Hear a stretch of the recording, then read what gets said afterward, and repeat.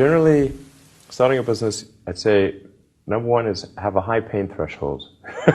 That's there's a friend of mine who's got a good saying, which is that starting a company is like eating glass and staring into the abyss.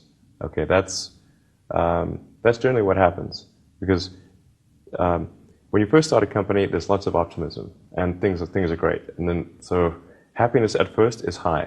Then you encounter all sorts of issues, and happiness will steadily decline, and then you'll go through a whole world of hurt.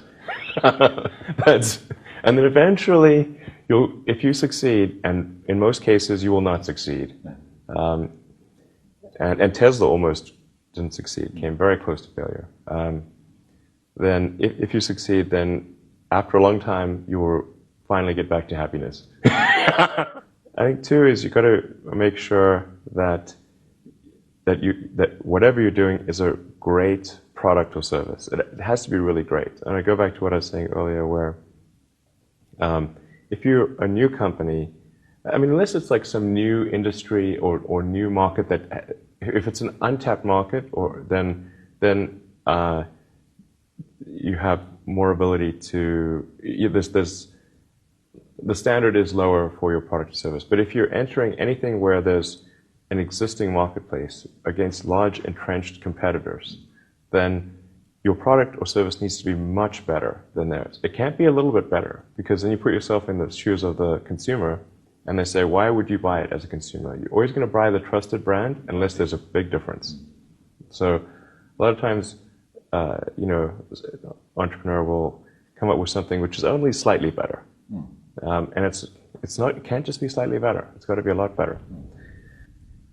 Number three, I'd say, is constantly seek criticism. A well thought out critique of whatever you're doing is as valuable as gold. And you should seek that from everyone you can, but particularly your friends. Usually your friends know what's wrong, but they don't want to tell you because they don't want to hurt you. So lift you up, sort of. So they'll say, "Oh, I want to encourage my friend, so I'm not going to tell him what I think is wrong with his product." Yeah.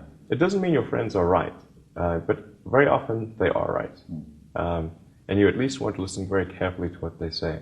And to everyone, if you're looking for, basically, you should take the approach that you're wrong. That you, the entrepreneur, are wrong. Your goal is to be less wrong.